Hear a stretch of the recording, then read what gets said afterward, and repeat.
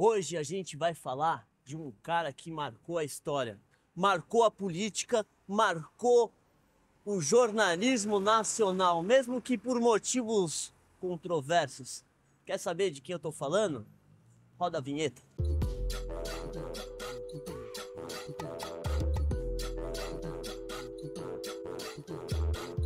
Estamos na zona sul da cidade de São Paulo, Avenida Carlos Lacerda.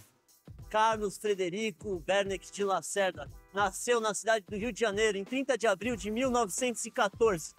Carlos Lacerda era filho de Maurício Paiva de Lacerda, um jornalista comunista que fez parte da Aliança Nacional Libertadora na década de 1930.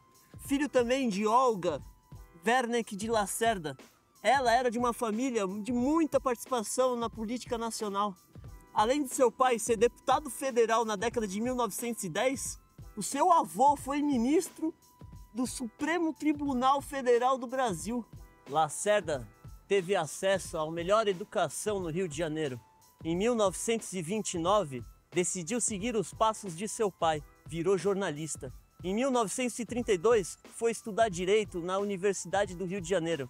Lá ele conheceu os primeiros comunistas. Quando jovem, Lacerda foi simpático ao comunismo. Ele fez parte das articulações que deram origem à Aliança Nacional Libertadora, partido comunista que seu foco era combater o fascismo. Ironicamente, a ideia de nomear Luiz Carlos Prestes, um dos maiores comunistas do Brasil, como líder da ANL, foi justamente de Lacerda. E essa ideia foi aceita imediatamente. Em 1935 acontece a intentona comunista. Lacerda tem que se esconder, apesar de não ter muito se envolvido com o levante. Em 1937, com o Estado Novo, Lacerda é preso, mas por pouco tempo. De 1938 a 1944, Lacerda dedica-se totalmente ao jornalismo. Em 1939, rompe totalmente com o comunismo, chega até a escrever para a DIP, Departamento de Imprensa da ditadura do Estado Novo. E ele escreve como se Vargas tivesse acabado com o comunismo.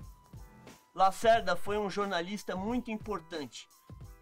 Foi um opositor ferrenho do governo Vargas, mas também, por outro lado, defendeu movimentos que deram origem à ditadura militar de 64.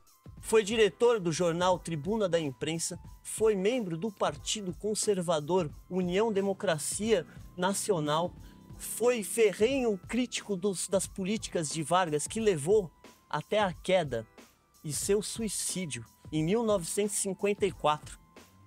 Também, em 1960, governador do Rio de Janeiro. Em 1954, Lacerda sofreu um atentado. Tentaram matar ele dentro do seu táxi. Ele estava junto com seu filho e junto com o major. O major tomou um tiro no peito e morreu na hora. Lacerda tomou um tiro no pé, saiu correndo, fugiu no estacionamento, pegou uma arma e saiu atirando contra o seu perseguidor, que fugiu e ninguém nunca soube quem foi. As investigações quanto ao atentado de Lacerda foram muito tendenciosas, mas apontaram Lutero Vargas como o mandante do crime. Ele, filho de Getúlio, isso caiu como uma bomba em cima do governo. Acabou com o governo e acabou até com o suicídio de Vargas. Os militares não aguentaram como o major foi assassinado. Se liga na trajetória tenebrosa desse sujeito. Além de ser um crítico do Vargas, ele depois foi um crítico do Jean Goulart e participou de movimentos que depois vieram a ser a ditadura militar. Naquela época, a imprensa sofria um efeito que a gente pode ver até hoje. Às vezes o diretor, o dono, tem uma visão totalmente diferente dos editoriais, dos funcionários. Mas sendo o dono, o diretor, o responsável pela folha de pagamento, são eles que vão decidir o que vai ser veiculado ou não. Ou seja, no português claro, manda quem pode. Lacerda foi diretor e presidente do jornal A Tribuna da Imprensa desde sua fundação em 1949 até 1960. quando se tornou governador da Guanabara e usou esse jornal para divulgar todas as suas crenças políticas, críticas e opiniões. Também usava o jornal para angariar mais membros e eleitores de seu partido conservador, a UDN. Ou seja, é possível afirmar que Carlos Lacerda usava o jornal e que comandava para interesses pessoais e políticos. As visões políticas de Vargas sobre reformas trabalhistas, populismo, empresas estatais e autoritarismo varguista são descritas no livro de Moniz Bandeira, O Governo João Goulart, as Lutas Sociais no Brasil. Nesse livro possuem as críticas à concentração de poder nas mãos do presidente, o que é visto como uma ameaça à separação dos três poderes. O que Carlos Lacerda queria era concorrer à eleição presidencial de 1965, já que ele era um dos grandes nomes do conservadorismo no Brasil. Rompeu com a ditadura militar quando percebeu que não haveria democracia no país para que ele pudesse concorrer à presidência. Em 27 de outubro de 1965, foi anunciado o Ato Institucional II, que determinava o fim das eleições presidenciais no Brasil. Carlos Lacerda se tornou oposição à ditadura, que ele mesmo ajudou a instaurar em 1966. Formou a Frente Ampla, um movimento que contou com presença de Juscelino Kubitschek, de João Goulart, dois políticos que tinham sido perseguidos por Carlos Lacerda.